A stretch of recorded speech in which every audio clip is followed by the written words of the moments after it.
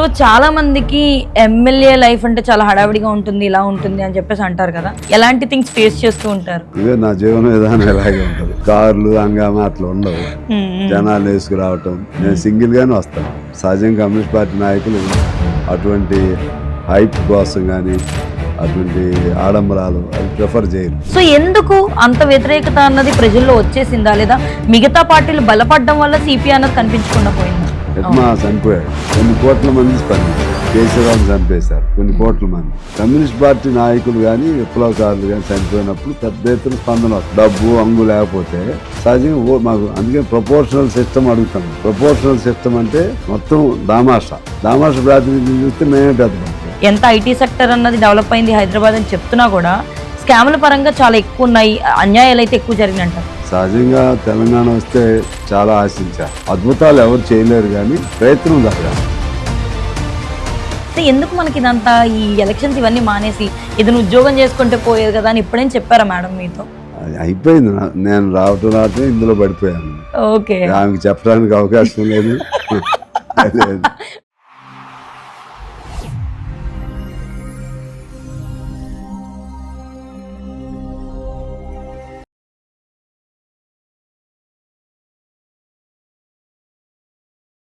నమస్తే, welcome to our channel. నేను మీ anchor Soumya. ఈరోజు మనతో ఒక స్పెషల్ గెస్ట్ ఉన్నారు. ఎంతోమంది సిపిఐ పార్టీ తరపున ఎమ్మెల్యేలుగా గెలవడం కోసం 2023 ఎన్నికల్లో పోటీ పెడితే కేవలం ఈయనొక్కరు మాత్రమే సిపిఐ తరపున గెలిచి మొత్తం సిపిఐ మెంబర్స్ అందరికీ కూడా ఒక అండగా, ఒక ధైర్యంగా నిలిచారు. ఆయనే మన కోనంనేని సాంబశివరావు గారు. సో ఆయన అడిగి ఇక్కడ కొత్తగూడెం విశేషాలు, అలాగే రాజకీయ పరిపాలన ఈ 2023 నుంచి 2025 మధ్యలో ఆయన చూసినవి అండ్ గత ప్రభుత్వం తర్వాత ఆయన వచ్చి చేసిన మార్పులు ఇవన్నీ కూడా ఆయన అడిగి తెలుసుకుందాం. నాతో పాటు వచ్చేయండి. నమస్కారం సార్. నమస్తే. ఎలా ఉన్నారు సార్? బాగానే ఉన్నారా? సో సార్, మీ గురించి చాలా విన్నాం. ఫైర్ బ్రాండ్ అని విన్నాం, సింపుల్ సిటీ అన్నిటికీ మీరే మారిపోయారని విన్నాం. సో ఇలాంటి ఒక వ్యక్తి నాయకుడిగా కాలేజ్ నుంచి కూడా ఇదే అడుగుజాడల్లో నడుస్తూ వచ్చారని విన్నాం. నిజమేనా సార్? కాలేజ్ నుంచి కూడా ఇదే లైఫ్ స్టైల్ మీది? నాయకుడిగానే అంటే ఎవరు సార్ మీ ఇన్స్పిరేషన్? స్కూల్ డేస్ నుంచి కూడా ఇదే స్టైలా? ఎవరు మిమ్మల్ని అంతలా? అంటే చాలామంది 50-30 మంది ఉంటారు సార్ క్లాస్లో, అందరూ లీడర్ అవ్వాలని లేదు, ఎవరో ఒక్కరో ఇద్దరు మాత్రమే వాళ్ళు ముందుండి నడిపిస్తూ ఉంటారు. సో మిమ్మల్ని అలా ఇన్స్పిరేషన్గా నడిపించిన వ్యక్తి ఎవరు? అది బై బర్త్ ఉంటుంది. బై బర్త్ ఉంటుందా? ఆ ఎమోషన్స్ అవన్నీ సహజంగా ఉంటాయి. ఒక్కొక్కటి ఒక్కొక్క మైండ్ సెట్ ఉంటుంది. కొంతమంది ఏమో పేదవాడిని చూస్తే జాలి పడతాడు, కొంతమంది ఏమో మనకెందుకులే అనుకుంటారు. రకరకాలు ఉంటారు.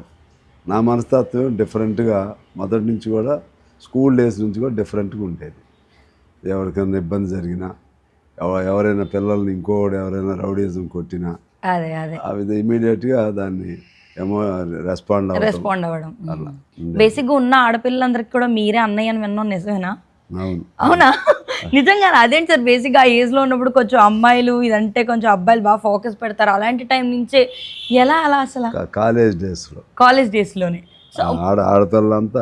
ఆడపిల్లలు అల్లరి చేసేవాళ్ళు ఉంటే నాకేం ఫైటింగ్లో ఉండేవాడిని, కానీ ఆడపిల్లలు ఆ సిస్టమ్ అసలు ఆటల జోలికి ఎప్పుడు వెళ్ళేవాడిని కానీ గౌరవంగా ఉండాలి.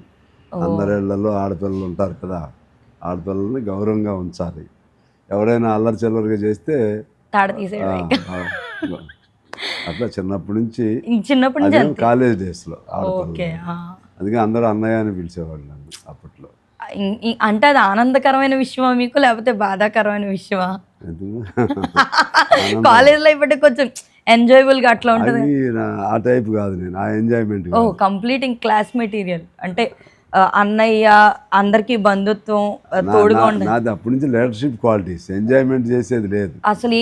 ఎంజాయ్మెంట్. మీ నాన్నగారు కూడా నాయకత్వంలోనే ఉండేవారు, రైతులను నడిపించేవారు మా గ్రామంలో. ఆయన గ్రామంలో ఉండేవాడు. సో కాలేజ్లో కూడా మీరు ఏఎస్ఎఫ్ లీడర్గా ఉండేవారు అని చెప్పేసి అన్నాం. దాని తర్వాత ఇలా సిపిఐకి ఉండడం అన్నది. సో ఈ మధ్యలో జర్నీ మిమ్మల్ని ఏఐఎస్ఎఫ్ నుంచి సిపిఐ వరకు ఎలా నడిపింది? నా కాలేజ్ డేస్ తర్వాత నాకేంటంటే కాలేజ్ డేస్లో రచనలు ఇటువంటి బాగా ఇంట్రెస్ట్. నాటకాలు రాయటం, నాటకాలు ప్లే చేయటం ఇవన్నీ కూడా ఉండేవి. ఆ తరుణంలో విశాలాంధ్ర కనెక్టివిటీ వచ్చింది. ఓకే. విశాలాంధ్ర అంటే విశాలాంధ్ర పబ్లిషింగ్ హౌస్, ఓకే. మనం రాసిన నాటకాలు ప్రింట్ అవుతాయి అని, అలా ఆ ఉద్దేశంతో విశాలాంధ్రలో సబ్ ఎడిటర్గా చేరా. ఓకే. విశాలాంధ్ర సబ్ ఎడిటర్గా చేరి అలా అలా కనెక్టివిటీ విశాలాంధ్ర తర్వాత కమ్యూనిస్ట్ పార్టీలోకి రావటం జరిగింది. కమ్యూనిస్ట్ పార్టీకి సంబంధించిందే విశాలాంధ్ర. ఓకే. ఓకే. దాని కనెక్షన్ వల్ల మీరు ఇటు రావడం. ఎలా రావట్లేదు. సిపిఐకి మీరు అడుగు పెట్టిన తర్వాత అనుకున్నారా ఇలా ఒక ఎమ్మెల్యేగా నిలబడాలి, ఎండింగ్ నా లైఫ్ ఇలా ఉండాలి, పొలిటికల్గా ఇంత స్ట్రాంగ్ అవ్వాలి, అలాంటి ఆలోచనలే ఉన్నాయి? అసలు నాకు అప్పుడు వీటి మీద ధ్యాసే లేదు. ఓకే. అసలు ఇట్లా అవుతామని కానీ లేకపోతే ఇంకోటి ఏదో చెయ్యాలని ఆకాంక్ష అవి లేవు. మొదటి నుంచి అట్లా అనుకోని పరిణామాలతో అలా అలా ఎలివేషన్ అవుతూ వచ్చాం. అంతేగాని ముందే లక్ష్యం పెట్టుకుని అలా లక్ష్యం పెట్టుకుంటే సిపిఐలో ఉండేవాళ్ళం కాదు. కరెక్ట్. ఆ లక్ష్యం పెట్టుకుంటే అధికార పార్టీలో ఉండేవాళ్ళం. అందుకని మన మైండ్ సెట్, మన ఎమోషన్స్కి తగ్గట్లుగా కమ్యూనిస్ట్ పార్టీ అంటే వర్కింగ్ క్లాస్ పేద. చిన్నప్పుడే చెప్పే కదా, స్కూల్ డేస్లోనే నా నేచర్ ఇదే. దాని తోడు ఆ కనెక్షన్ విశాలాంధ్ర ద్వారా రావటం, కమ్యూనిస్ట్ పార్టీకి రావటం అట్లా సింక్ అయింది. ఆ సింక్ అయిన తరుణంలో అట్లా వచ్చేసాం తప్పితే అప్పుడు ఇంటర్మీడియట్లో కాలేజ్ డేస్లో ఎమ్మెల్యే అవ్వాలి, నాకు ఏదో చెప్తారు నేను అవ్వాలి ఇది అవ్వాలి కొంతమంది చెప్తారు, కానీ నాకు అన్నీ ఇన్సిడెంటల్గా ఓకే సిచ్యువేషన్ బేస్డ్ జరిగిపోయినాయి. సో బేసిక్గా ఒక రాజకీయ వ్యక్తి గురించి మాట్లాడేటప్పుడు మనకి మెయిన్ రాజకీయం ఉంటుంది, కానీ వాళ్ళకంటూ ఒక పర్సనల్ లైఫ్ ఉంటుంది, భార్య బిడ్డలు. సో మెయిన్లీ ఇంకా సిపిఐ అనుకుంటే అలా చాలామంది అంటారు వీళ్ళు పెళ్ళిళ్ళు అవి చేసుకున్నా సరే ఎవరికి అవైలబుల్ ఉండరు, ఎందుకంటే మెయిన్ ప్రజల మధ్య తిరగాల్సి వస్తుంది అని. సో మీ ఫ్యామిలీ యొక్క సపోర్ట్ మీ పరంగా ఎలా ఉంటుంది సార్? మరి ఇందులో సహజంగా మాకు కొద్ది తిరుగుడు ఎక్కువే ఉంటుంది. అంటే ఫ్యామిలీని వదిలేసి అట్లెందుకు తిరుగుతాం, కానీ సహజంగా ఏ టైం బయలుదేరుతాము, ఏ టైం వెళ్తాము అలా ఉంటుంది. అందులో కమ్యూనిస్ట్ పార్టీగా ఇంకా ఎక్కువ ఉంటుంది. అందులో నేను ఒక వివిధ బాధ్యతలు చేశాను. కమ్యూనిస్ట్ పార్టీలో జిల్లా సెక్రటరీ చేశా. సిపిఐ మా ఖమ్మం జిల్లా అంటే బలమైన పార్టీ. దాని తర్వాత ఆ టైంలోనే ఎమ్మెల్యే అయ్యా, ఖమ్మంలో ఉండి అయ్యాను. అంతకుముందు మండల ప్రెసిడెంట్ చేశా ఫస్ట్ మండల వ్యవస్థ ఏర్పాటైనప్పుడు. అలా అనేక సందర్భాల్లో గ్రామాలు వెళ్ళటం, ఏదన్నా ఇంట్లో వైఫ్ సహకారం కావాలంటే తెచ్చుకుంటే రాదు, అది సహజంగా వాళ్ళ నేచర్ కూడా మనల్ని ఇబ్బంది పెట్టకూడదని ఆ విధంగా ఉంటుంది. పరిస్థితులు అర్థం చేసుకుని ఊరికి ఇంట్లో సోద పెట్టడం, గోహలు పెట్టడం అవి లేవు నాకు. అట్లనే నేను ఎంత ఖర్చు పెట్టినా మా నాన్నగారి కాలం నుంచి కూడా ఆయన కాదు కోపం చేస్తూ ఉండేవాడు, నీ చేతుల్లో ఏం మిగలవని. కానీ మా మిస్సెస్ ఏంటంటే అలా ఏం పట్టించుకోరు అసలు. ఇప్పుడు ఆమె ఫ్యామిలీ వరకు పిల్లల చదువులు అవి చూసుకునే. బేసిక్గా మగవారి విషయంలో ఏంటంటే ఇలాంటి డిఫరెంట్ ప్రొఫెషన్లో ఉన్నప్పుడు మీరు ఒక ఎమ్మెల్యేగా లేదా ఇది ప్రజలకి సేవ చేసుకుంటూ వెళ్ళే ప్రొఫెషన్ కాబట్టి ఆడవారు మ్యాక్సిమం ఎక్స్పెక్ట్ చేస్తారు బయటికి వెళ్ళాలి, భర్తతో తిరగాలి, అలా ఇలా వెళ్ళి రావాలి, అండ్ డబ్బులు వేస్ట్ చేయకండి, ఫ్యూచర్ మన పిల్లలకు ఉండవు, ఇలాంటి సలహాలు ఎక్కువ ఆడవారి నుంచి వినిపిస్తూ ఉంటాయి. లేదా ఎందుకు మనకి ఇదంతా ఈ ఎలక్షన్స్ ఇవన్నీ మానేసి ఏదైనా ఉద్యోగం చేసుకుంటే పోయేది కదా అని ఎప్పుడైనా చెప్పారా మేడం మీతో? అదేం అసలు అయిపోయింది. నేను రావటమే ఇందులో పడిపోయాను. ఓకే, ఆమెకి చెప్పడానికి అవకాశం లేదు, వినే పొజిషన్లో మీరు లేరు. మీకు ఇద్దరు పిల్లలు కదా సార్, మగబిడ్డ అండ్ ఆడబిడ్డ. సో ఇద్దరు కూడా హైదరాబాద్లో సెటిల్ అయిపోయారా? సో వాళ్ళల్లో ఎవరైనా ఇలా పొలిటికల్గా వచ్చే ఇంట్రెస్ట్ ఉండి మీ ఫ్యామిలీ తరపు నుంచి అలాంటి ఎప్పుడైనా ఉన్నాయా? అది లేదు కానీ వాళ్ళు యాక్టివ్గా ఉంటారు. ఓకే. ఎలక్షన్లు వచ్చినప్పుడు నాకు తెలియదు వాళ్ళు అంత యాక్టివ్గా చేయగలరు, పార్టిసిపేట్ అవుతారని. ఫస్ట్ ఎలక్షన్ వచ్చినప్పుడు వచ్చారు. ఓకే. ఫస్ట్ 2009లో మా అమ్మాయి మా అబ్బాయి ఇద్దరు. వాళ్ళని ఎందుకు మీకేం తెలుసు ఇక్కడ అని నేను చాలా రోజులు ఎంకరేజ్ చేయలేదు. వాళ్ళందరూ వాళ్ళే వెళ్ళిపోయారు. అట్లా మొన్న అయితే బాగా సపోర్టివ్గా ఉన్నారు ఇంకా అప్పుడు కంటే. ఇద్దరు నాలెడ్జ్ ఉంది, జనరల్ నాలెడ్జ్ ఉంది బాగా. ఇద్దరు అకాడమిక్గా ఎడ్యుకేషనిస్ట్ ఇద్దరు, అన్నీ ఉన్నాయి, మంచిగా మాట్లాడగలుగుతారు. సో అట్లా నేను కవర్ చేయలేని అన్నీ వాళ్ళు కవర్ చేసుకుంటూ వచ్చారు. ఓకే. అండ్ దాంతోపాటే ఇప్పుడు ఆ తర్వాత మళ్ళీ ఏముండదు వాళ్ళకి. ఇంకా అంత ఎలక్షన్స్ అయిపోయిన తర్వాత మరి మళ్ళీ ఇందులో ఉండడం కానీ లేదా అదే, రన్ చేయడం కానీ అట్లాంటివి అదే అండి. ఓకే. సో చాలా మందికి ఎమ్మెల్యే లైఫ్ అంటే చాలా హడావిడిగా ఉంటుంది, ఇలా ఉంటుంది అని చెప్పేసి అంటారు కదా. సో మీ జీవన విధానం ఎలా ఉంటుంది సార్? మార్నింగ్ లేచిన కాడి నుంచి ఈవినింగ్ వరకు కూడా మీరు ఎలాంటి థింగ్స్ ఫేస్ చేస్తూ ఉంటారు పర్సనల్గా? ఇదే నా జీవన విధానం ఇలాగే ఉంటుంది. కార్లు హంగామా అట్లా ఉండవు, జనాలు వేసుకురావటం. నేను సింగిల్గానే వస్తాను, ఓకే. పెళ్ళిళ్ళకి వెళ్ళినా ఎక్కడికి వెళ్ళినా. నాకు బస్ ఎక్కడికి వెళ్తే అక్కడ జనం ఉంటారు తప్పితే నేను వేసుకుని వెళ్ళటం. కమ్యూనిస్ట్ పార్టీకే సహజంగా కమ్యూనిస్ట్ పార్టీ నాయకులు అటువంటి హైప్ కోసం కానీ అటువంటి ఆడంబరాలు అవి ప్రిఫర్ చేయరు. ఆ పద్ధతుల్లో తప్పితే అటువంటివన్నీ తెచ్చిపెట్టుకుంటే ఒక టర్మ్ ఉంటాం, తర్వాత ఏమవుతాం? ఎమ్మెల్యే తర్వాత ఏం చేస్తావు? అవన్నీ అది ఊరికినే కొంతమంది తెలియని తనంతో ఎమ్మెల్యే అనగానే అంతా ఆర్టిఫిషియల్గా ఎక్కడ ఊహించుకోవటం. నా నియోజకవర్గం అంటూ ఉంటారు కొంతమంది. మా నియోజకవర్గం అనరు, నా నియోజకవర్గం అంటే ఇదంతా ఆయనలాగా. నాకు ఆయన చూస్తే కొంచెం జాలేస్తూ ఉంటుంది. నెక్స్ట్ ఓడిపోతే ఏంటి పరిస్థితి ఏంటి అనేది అసలు కనీసం రేషనల్ థింకింగ్ ఉండాలి. ఒకసారి ఏదో అవకాశం వచ్చినప్పుడు గెలుస్తాము. ఎమ్మెల్యేలు అంటే సహజంగా ఒకసారి 2 సార్లు, ఎవరో 3 సార్లు 4 సార్లు వెరీ రే. 5 సార్లు 6 సార్లు మా రజబలి గారు అయితే 6 సార్లు, గుమ్మ నరసయ్య గారు 4 సార్లు 5 సార్లు.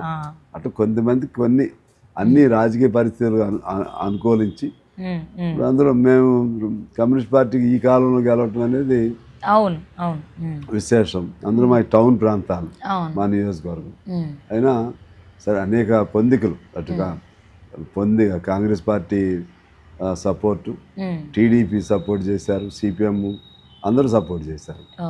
ప్రధానంగా మొన్న ఈ ప్రభుత్వానికి వ్యతిరేకంగా కాంగ్రెస్ పార్టీకి అనుకూల భావం, ఆ క్రమంలో పొత్తులో నాకు సీట్ రావటం జరిగింది. సో ఆ విధంగా ఇక్కడ గెలవడం అనేది పెద్ద విశేషం.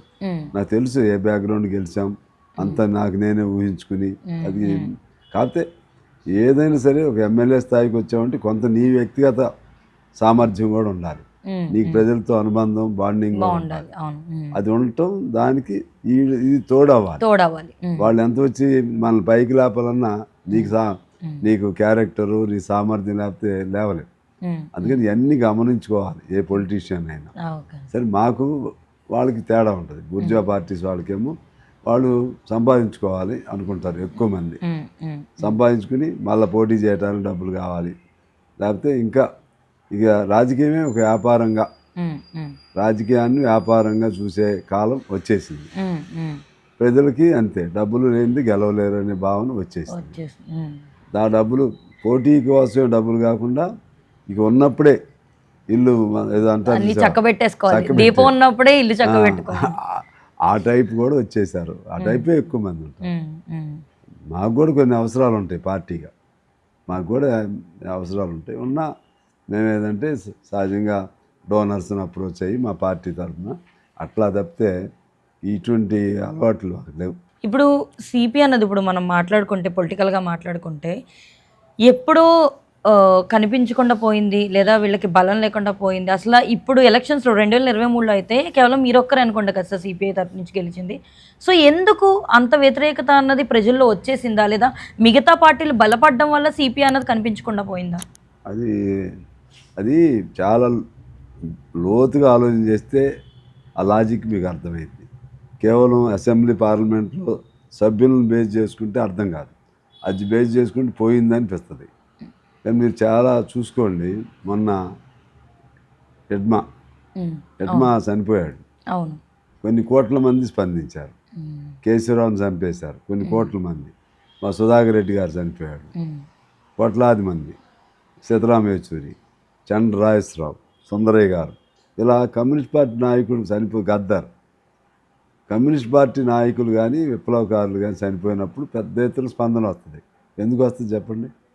ఇప్పుడు అయిపోతే కమ్యూనిస్ట్ పని అయిపోతే, కమ్యూనిస్ట్ భావజాలం లేకపోతే ఎందుకు అంత పెద్ద స్పందన వస్తుంది?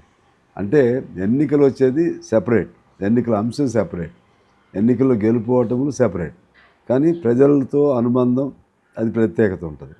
ఇంకా టెక్నికల్గా మనకి భౌతికంగా కూడా కనపడాలంటే నిర్మాణం ఉండాలి. నిర్మాణం ఉండాలంటే మనకి పార్టీగా ఆర్గనైజేషన్ ఎంత బలంగా ఉంది అవి కూడా చూసుకోవాలి.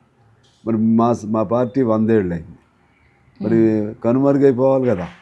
అవును, మరి చాలా పార్టీలు ఉన్నాయా, పోయినాయా? చాలా వరకు కనిపించకుండా పోయినాయి కదా. అవును. అధికారంలో ఉన్న పార్టీలే పోయినాయి కదా, దేశాన్ని ఏలిన పార్టీలే పోయినాయి కదా. ఒకసార్లు 2 సార్లు 3 సార్లు ఉంటారు అధికారంలో, అయితే ఆ పార్టీలు ఉండవు. వాళ్ళందరూ ఎందులో చేరతారు? పార్టీలు ఎక్కడ పోతాయి? పార్టీలు చచ్చిపోతాయి, మనుషులు బతుకుతారు. మనుషులు బతుకుతారు, ఆ మనుషులు ఇంకో పార్టీలో ఇంకో చేరుతారు. పార్టీలో జాయిన్ అవుతారు. మేము అట్లా పోం. అందుకని 100 ఏళ్ళు కమ్యూనిస్ట్ పార్టీ చరిత్ర. అందువలన కమ్యూనిస్ట్ పార్టీ పని అయిపోయింది ఇవన్నీ అనవసరం మాట. అసెంబ్లీకి సంబంధించి గెలుపు ఓటములు కొన్ని పొందికలను బట్టి ఆధారపడి ఉంటుంది. ఇప్పుడు ఏంటంటే తెలివి మీరిపోయారు రాజకీయ పార్టీలు, బూర్జువా పార్టీలు. కమ్యూనిస్టులు ఎట్లయినా మనకు చేస్తారు, వాళ్ళ దగ్గర డబ్బులు ఉండవు, వాళ్ళకి ఓట్లు డబ్బులు పెట్టలేరు, గెలవలేరు, కాబట్టి మీకు సీట్లు ఇవ్వం. కానీ మీ సపోర్ట్ మాకు కావాలి. ఇప్పుడు మా సపోర్ట్ ఎందుకు అంటే మీరు సొంతం గెలవచ్చు కదా, కానీ కమ్యూనిస్టుల సపోర్ట్ కావాలి. అంటే వాళ్ళు మా సపోర్ట్ తీసుకోవడం అంటేనే వాళ్ళు కూడా బలహీనత ఉన్నట్లే కదా. పూర్వం ఏంటంటే ఎన్టీ రామారావు గారు, చంద్రబాబు గారు, రాజశేఖర రెడ్డి గారు, వాళ్ళు కొన్ని నామ్స్ ఉండేవి. తెలంగాణ వచ్చిన తర్వాత అయిపోయినాయి. ఓన్లీ కమ్యూనిస్టులు అంటే మీకు సపోర్ట్ చేసేవాళ్ళు లెక్క, అట్లా అయిపోయారు. అందువలన తప్పితే అసలు బలం ప్రజల్లో లేక కాదు. ప్రజల్లో ఇప్పుడు కూడా మీరు తీసుకుంటే కార్మిక వర్గాలన్నీ కమ్యూనిస్ట్ పార్టీలో ఉన్నాయి, అది బలమేగా. ఇప్పుడు ఈ గవర్నమెంట్ వచ్చినాక, కాంగ్రెస్ పార్టీ గవర్నమెంట్ వచ్చినాక ఎన్నికలు జరిగినాయి సింగరేణిలో. ఏఐటీసీకి కాంగ్రెస్ సంబంధించిన యూనియన్, మరి మేమే గెలిచాం కదా. అట్లా నీకు కార్మిక వర్గం, నీకు కోట్ల మంది ఉన్నారు ఈ దేశంలో. ఉంటే సిపిఐకి సంబంధించి ఉంటారు, ఏఐటీసీయో లేకపోతే సిఐటియు అని, సిపిఎం, ఐఎఫ్టియు అంతా ఎర్రజెండా కిందే ఉంటారు. అంటే భావజాలం ఆ విధంగా అది ఎప్పుడు పెర్వేసివ్, అది ఎప్పుడు అలా ఉంటుంది. దాన్ని ఏంటంటే ఈ పొందిక సీట్లు అవి రావాలని దాన్ని అది వేరే అంశం చర్చించాలని చాలా కారణాలు ఉన్నాయి. కొన్ని దేశాల్లో వస్తుంది కదా, మరి కొన్ని దేశాల్లో కొత్తగా కమ్యూనిస్టులు గెలుస్తున్నారు. శ్రీలంక లాంటి దేశాల్లో, అదేవిధంగా మొన్న అమెరికాలో న్యూయార్క్ మేయర్ గెలిచాడు కదా, మందాని. ఆయన కమ్యూనిస్ట్ కాదు, నేను కమ్యూనిస్ట్ భావజాలం అమలు చేస్తాను, సోషలిస్ట్ భావజాలం. వీడు కమ్యూనిస్ట్ పిచ్చాడు అన్నాడు ట్రంప్. ఎస్ నేను కమ్యూనిస్ట్నే అన్నాడు ఆయన ఉంది డెమోక్రటిక్ పార్టీ, అది గెలిచాడు కదా.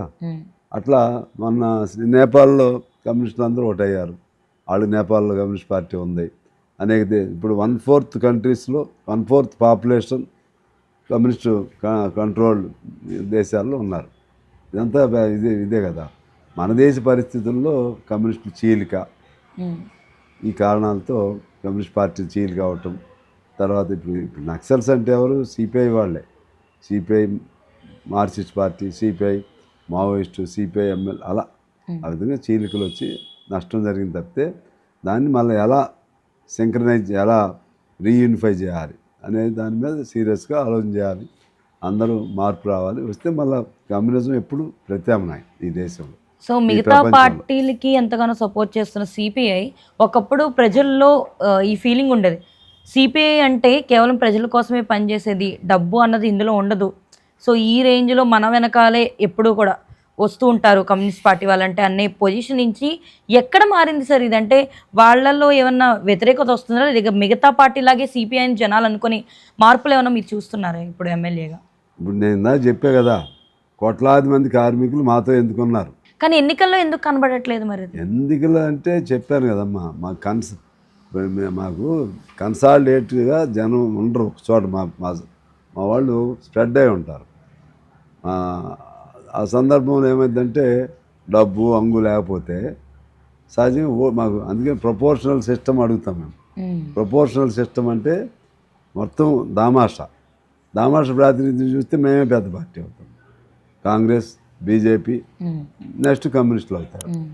ఇప్పుడు ఏమైంది, నీకు ఒక 100 ఓట్లు ఉంటే 5 పోటీ చేస్తే 25 ఓట్లు అంటే ఒక ఓటు మెజార్టీ వచ్చి మిగిలిన నాడికి 20 అట్లా వచ్చినా ఆడు గెలుస్తాడు.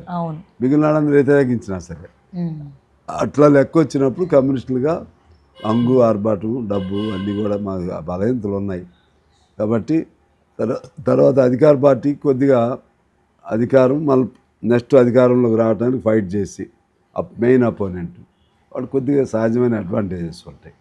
తర్వాత కమ్యూనిస్టు భావజాలంగా వచ్చేసరికి చాలా దుష్ప్రచారం కూడా. ఒక పక్క దీన్ని ఆరాధించే వాళ్ళు ఉంటారు, మరో పక్క ఏమో ఇప్పుడు ఈ దేశానికి అవసరమా, ఈ సమాజానికి అవసరమా అనేవాళ్ళు ఉంటారు. ఈ సమాజం ఏది తీసుకున్నా సరే కమ్యూనిజం అనేది మనిషి సిద్ధాంతం, ఇది మనిషి కోసం పుట్టిన సిద్ధాంతం. అది జనాలకు తీసుకెళ్ళడంలో కూడా మా వైఫల్యం ఉంది. జనం కోసం పుట్టిందే కదా ఇది, జనం హక్కుల కోసం పుట్టింది, వాళ్ళ స్వేచ్ఛ కోసం, వాళ్ళ న్యాయం కోసం, వాళ్ళకి జరుగుతున్న అన్యాయాలకు వ్యతిరేకంగా. ఇవన్నీ కమ్యూనిస్ట్ పార్టీ లేకపోతే ప్రశ్నించేవాడు ఉండడని కాదు. నా దృష్టిలో ప్రశ్నించే ప్రతి ఒక్కరు కమ్యూనిస్టే. సిపిఐ, సిపిఎం లేకపోతే ఈవెన్ అదర్ పార్టీస్. ఇప్పుడు చాలామంది ఇప్పుడు నెల్సన్ మండేలా ఉన్నాడు. Though technical is not a communist, but in real life is a communist. He was imprisoned for several years. ఆ విధంగా చేశారు. అటువంటి వాళ్ళందరూ. మరి చెగువేరా ఇంకోవైపు ఉంటాడు. ఇట్లా తీసుకుంటే అల్లూరి సీతారామరాజు ఆనాడు కమ్యూనిస్ట్ కాకపోవచ్చు, కానీ ఆయన భావజాలం అదే. తర్వాత కొమరం భీం, అలాగే ఇంకా అనేక మంది ఇటువంటి వాళ్ళందరూ ఒక భూమి హక్కు కోసం ఒకటి చచ్చిపోతారు, ఇంకో దానికోసం ఇంకోటి చచ్చిపోతారు. ఆ విధమైన విప్లవ భావజాలం కలిగిన ప్రతి ఒక్కళ్ళకి ఎప్పుడో అంటే కొంతమంది కమ్యూనిస్ట్ భావజాలం, కొంతమంది వేరేగా ఉంటుంది, కానీ అంతర్లీనంగా లక్ష్యం ఒకటి. ఆ లక్ష్యం అయితే ఒకటి. ఇప్పుడు మీరు 10 సంవత్సరాల వరకు బీఆర్ఎస్ అన్నది తెలంగాణను పరిపాలించింది, సీఎం పదవిలో ఉంది. సో ఇప్పుడు వచ్చిన తర్వాత కాంగ్రెస్ పరంగా మీరు బీఆర్ఎస్ పరంగా ఎటువంటి చెడు విషయాలు చూసారంటే వాళ్ళు ఏం నాశనం చేశారు? ఎందుకంటే స్కామ్స్ అని బోల్డ్ అని మాట్లాడుకుంటున్నాం. ఎంత ఐటీ సెక్టర్ అన్నది డెవలప్ అయింది హైదరాబాద్ అని చెప్తున్నా కూడా స్కామ్ల పరంగా చాలా ఎక్కువ ఉన్నాయి, అన్యాయాలు అయితే ఎక్కువ జరిగినాయి అంటారు. దానికి యాజ్ ఏ సిపిఎం మెంబర్గా మీరేమంటారు? సహజంగా తెలంగాణ వస్తే చాలా ఆశించారు. అద్భుతాలు ఎవరు చేయలేరు, కానీ ప్రయత్నం జరగాలి. కొన్నిట్లో చేశాడు అతను, ఏదో గ్రామాలు అది ఇది బిగినింగ్ ఫస్ట్ టర్మ్లో ఏదో చేశారు. కానీ కొన్ని అంశాలు ఆయన ఏం చేద్దాం అనుకున్నాడు, ఏం చెప్పాడు, అటు పూర్తిగా భిన్నంగా, అన్నీ భిన్నంగానే ఉంటాయి. నీకు ప్రజల పార్టీ తెలంగాణ, ప్రజలకి నువ్వు కలవు, ఎమ్మెల్యేలు కూడా కలవు. ఇటువంటివన్నీ ప్రజలు అబ్జర్వ్ చేస్తూ ఉంటారు. సరే స్కాములు ఇటువంటివన్నీ అవి వేరు. మళ్ళీ నేను అనేది ముందు స్కాములతో పక్క, మరోవైపు ప్రజలకు సంబంధాలు ఒకటి, రెండు జాగ్రత్తగా ఉండాలి. స్కాములు జరగొద్దు. ఏ గవర్నమెంట్ మీద ఏదో ఒకటి ఆరోపణలు వస్తాయి, దానిలో అర్థం చేసుకుంటారు. గవర్నమెంట్ పరంగా వచ్చే వేరు, వ్యక్తిగతంగా అమాసింగ్ ద వెల్త్ అటువంటి వేరు, అవన్నీ కూడా చూస్తారు వ్యక్తిగతంగా. సరే ఆ విధంగా బీఆర్ఎస్ అనేది ఒక అప్పుడున్నటువంటి ఎమోషన్స్ బేస్గా టీఆర్ఎస్గా వచ్చింది. దానికి రకరకాల ఆలోచనలతో వాళ్ళకున్న అవకాశాలని వాళ్ళు చెడగొట్టుకున్నారు. మంచిగా దాన్ని చక్కగా మలుచుకుని, ఒక సిస్టమేటిక్గా మలుచుకుని, వ్యక్తి స్వార్థం తగ్గించి, ఏ లక్ష్యం కోసం తెలంగాణ ఏర్పాటైందో ఆ లక్ష్యం సాధించడంలో ముందున్న మీరు దానికి అనుగుణంగా ప్రణాళికలు తయారు చేసుకోవటంలో వైఫల్యం చెందారు. దీన్ని ఇంకెలా ముందుకు తీసుకెళ్ళాలి ఆ ఆలోచనల కంటే వ్యక్తిగత స్వార్థాల మీద ఎక్కువ పెంచారు. అందువలన సహజంగానే బీఆర్ఎస్ దెబ్బతింది. సో మీరు రాకముందు ఇక్కడ కొత్తగూడెంలో ఎమ్మెల్యే అవ్వకముందు ఎలాంటి సిచ్యువేషన్స్ని మీరు చూసేవారు? ఇప్పుడు మీరు ఎమ్మెల్యే అయిన తర్వాత ఎలాంటి చేంజెస్ ఇక్కడ ప్రజలకు ఉపయోగపడేలా ఏం చేయగలిగారు సార్? ఏం అద్భుతాలు ఏం చేయలేము, నేను చెప్పే కదా. ఒక మనిషి ఏమి అద్భుతాలు చేయలేము. ఉన్న దానిలో సిస్టమేటిక్గా ఉండాలి, ప్రజలకు అందుబాటులో ఉండాలి, ప్రజలకు అవసరమైన కనీస ప్రాథమిక అవసరాలు తీర్చడానికి ప్రయత్నం చేయాలి. ఆ ప్రజలకు రావాల్సినటువంటి ప్రాథమిక అవసరాలు తీర్చడం లేనప్పుడు వాళ్ళ తరపున మాట్లాడే పరిస్థితి ఉండాలి. అదేవిధంగా మన రోడ్లు కానీ లేకపోతే ఇతర అంశాల్లో ఒక్కసారి ఇప్పుడు ఇవాళ కొన్ని రోడ్లు చూస్తే గుంటలుగా ఉంటుంది, కొన్ని గుంటలు పడిపోతున్నాయి. అంటే ప్రభుత్వం డబ్బు కూడా ఉండాలి, డబ్బు లేకపోయినా కూడా సామర్థ్యం కూడా ఉండాలి. నేను ఒక ఊరు వెళ్తే నేను చాలా రోజులైంది అప్పుడు పక్కెళ్ళి, పెద్ద పెద్ద మామూలు కొండలు ఉన్నట్టుగా ఒక రోడ్డు మీద ఉంది. వెంటనే అది పెద్ద ఖర్చు కాదు. అధికారులకు చెప్పాను వెంటనే. వాళ్ళు ఇవాళ నేను మళ్ళీ ఇవాళ వెళ్తే మొత్తం పూర్తి చేశారు. నిలబడుతుందా తర్వాత పోయింది. అసలు దాని మీద మెకానిజం గవర్నమెంట్ కానీ ఒక సిస్టమ్ ఉండాలి. అట్లా మనం అటువంటి జనాలకి ఏంటంటే అటువంటి సౌకర్యాలు కల్పించడం కోసం వాళ్ళు ఏమో కోరుకుంటారు, మాకు రోడ్డు కావాలి, లేకపోతే ఇల్లు కావాలి, అవి ఒక భాగం. ముందు సౌకర్యాలు, మాకు రోడ్డు, శుభ్రత ఉండాలి, మంచినీళ్ళు కావాలి, కరెంటు కావాలి, పిల్లల చదువు కావాలి, మంచి ఆరోగ్యం కావాలి. చేయగలిగిన మేరకు చేయాలి, చేయకపోతే గవర్నమెంట్ దెబ్బలాడాలి. అంత మేరకు నేను సక్సెస్ అయ్యా. ఏదో ఒకసారి ఇంకా ఉద్యోగాలు కావాలంటే ఏదైనా ప్రాజెక్టులు రావాలి, పరిశ్రమలు రావాలి. అది దానికోసం మనం డిమాండ్ పెడతాం. చేయాల్సింది గవర్నమెంట్గా వాళ్ళు ప్లాన్ చేసుకోవాలి.